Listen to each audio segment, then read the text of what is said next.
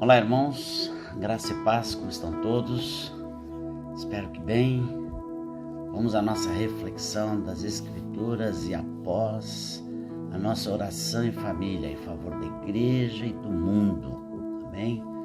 Gostaria de ler o Evangelho de João, capítulo 4, versículo 35, apenas um versículo. Erguei os vossos olhos e vede os campos, pois já branquejam para a ceifa. Isso é um alerta de Jesus que serve para nós hoje. Serviu para os discípulos naquele tempo e para nós hoje. Ainda mais para nós. Estamos nos fins dos tempos. Né? Em apenas 100 anos atrás, né? Vemos grandes transformações mundiais.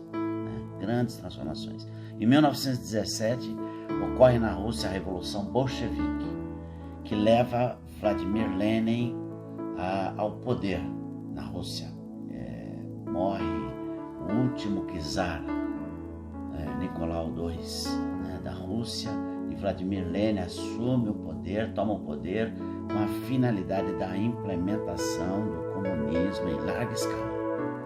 Em 1922, apenas 5 anos depois, os blocos socialistas dos países soviéticos da mesma etnia se juntam à Rússia, formando a União das Repúblicas Socialistas Soviéticas, a famosa URSS, né?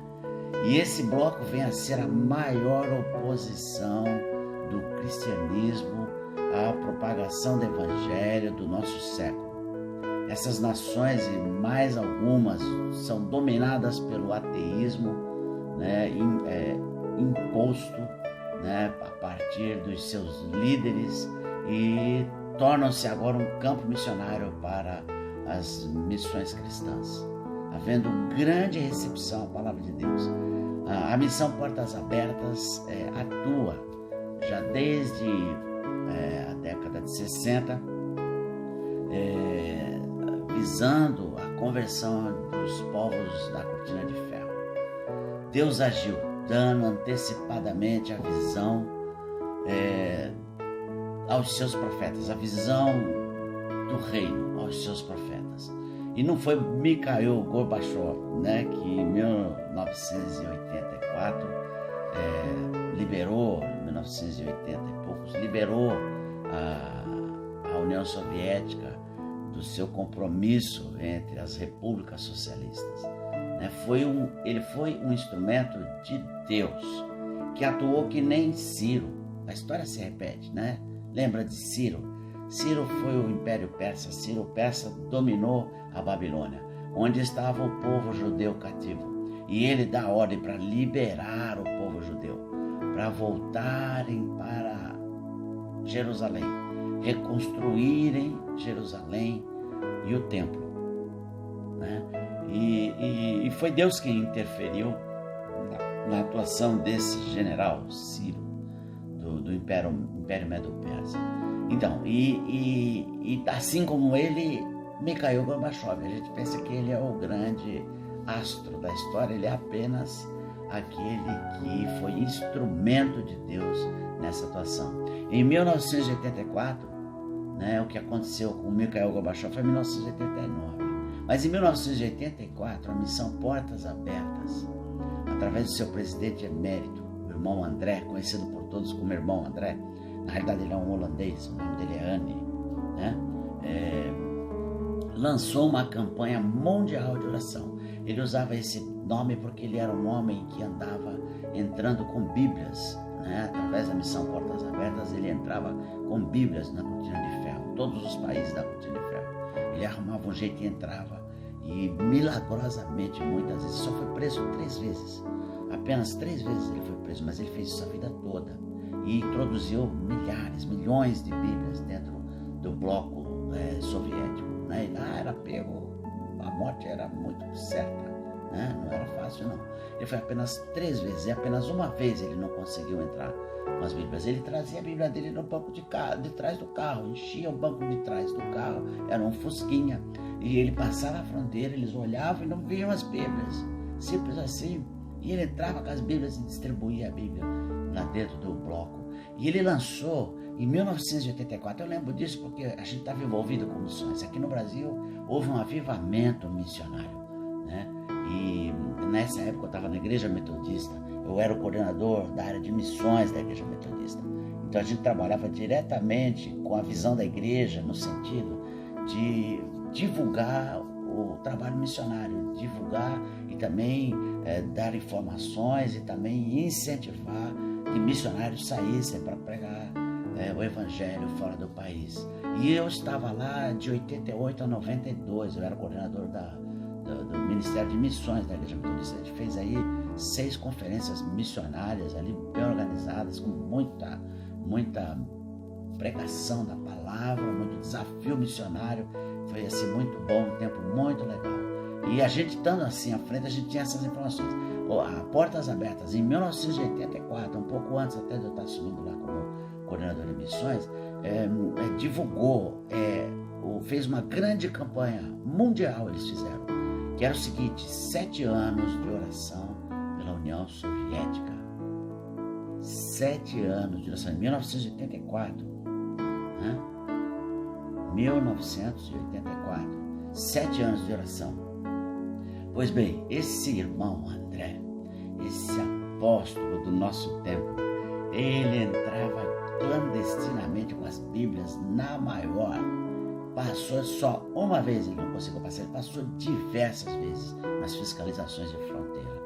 E sem ser visto, eles não olhavam e não viam as Bíblias do seu corpo. É o Contrabandista de Deus, literalmente, é o livro mais famoso dele, se tornou um best-seller, quando ele fala como é que ele fazia e entrava dentro dos países da cortina de ferro. Diversas igrejas aderiram a essa campanha mundial de oração. Diversos países, diversas igrejas nas mais variadas partes do mundo começaram a orar pela União Soviética. Isso foi em 1984 e ele fez 7 anos para missões. Pois bem, em 1989 aconteceu o que ninguém esperava. Você via a mídia anunciando com ar de admiração e ninguém, tanta gente tentando explicar, mas o que aconteceu? Cai o muro de Berlim sem nenhuma reação do bloco soviético. Simplesmente pessoas começavam a quebrar o muro e arrebentar e atravessavam para o lado ocidental e vice-versa. Esse muro foi construído após a Segunda Guerra Mundial e por conta da Guerra Fria, foi ali para começo da década de 60, 61, por aí começou a ser construído para que os alemães que estavam do lado oriental não passassem para o lado ocidental. Então eles fecharam a saída e impediram, e muitas pessoas morreram tentando pular esse muro. Mas em 1989, apenas 5 anos depois que o irmão André, com a missão Portas Abertas, começou a convocar a igreja do mundo a orar pela União Soviética. E ele dizia 7 anos de oração pela União Soviética. É impressionante isso aqui, impressionante. Ninguém imaginou, nenhum economista, grande economista mundial, nenhum grande cientista político previu isso. O muro cai. 5 anos apenas. Em 1990 é oficializada a reunificação da Alemanha. E a União Soviética foi dissolvida. Cada país se independeu. Em 26 de dezembro de 1991. Então vamos contar comigo. 84 começou, 85, 86, 87, 88, 89, 96, 91. 7 anos de oração. E aí a minha pergunta, irmão, que eu quero fazer hoje para os irmãos: vale a pena a gente orar? Vale a pena a gente orar? A partir de 2011, o mundo passa pelo maior movimento de refugiados desde a Segunda Guerra Mundial. 2011, o maior movimento de refugiados. Vários países da África e do Oriente Médio entram em guerra interna e provocam a saída de bilhões de pessoas. Nós estamos vendo isso, é bem recente, 2011. pessoas entrando em navios, muitos morrendo em barcos inadequados para a travessia do Mediterrâneo e atravessando em direção à Europa. Acontece que aqueles países daquela região é o chamado Janela 1040. Nessa ocasião eu falei, legal, a gente vai poder falar de Jesus lá na Europa, vamos mandar missionário para a Europa. O cara vai para a Europa e vai pregar para o povo muçulmano que vai estar chegando lá dentro. Eles podem cuidar, ajudar, fazerem, acudir os necessitados que vão estar precisando.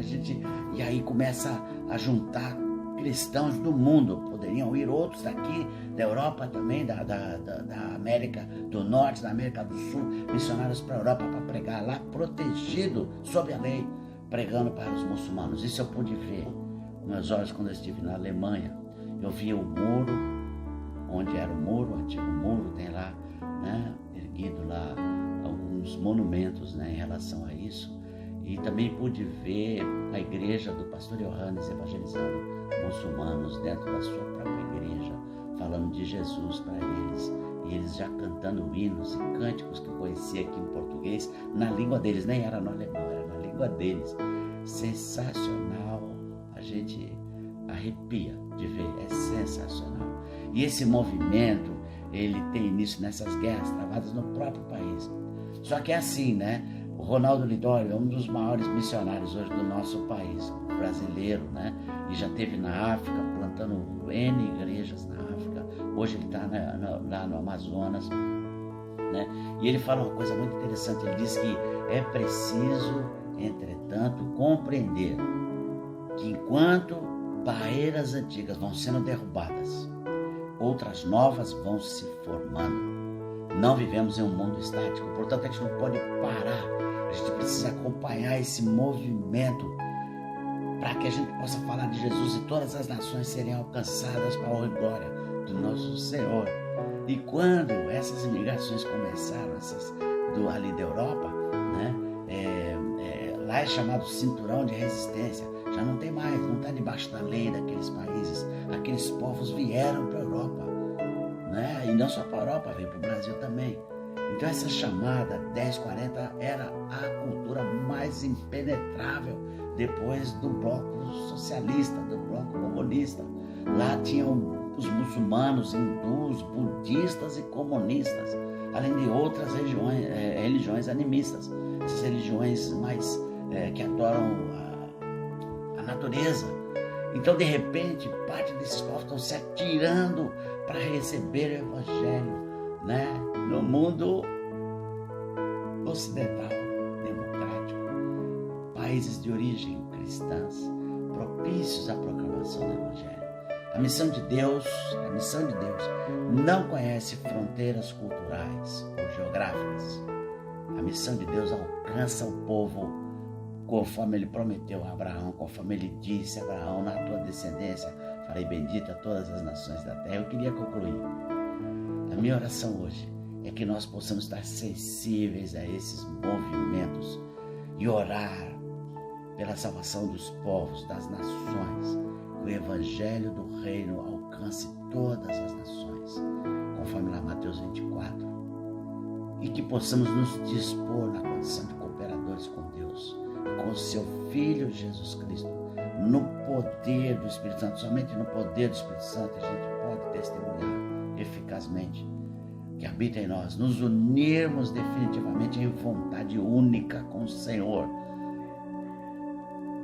para orarmos pelos povos, pelas nações, orarmos para a pregação do Evangelho e também pregarmos o Evangelho, a fim de estabelecer o seu reino definitivamente para sempre. Amém, aleluia e Maranata. Vem, Senhor Jesus. Amém.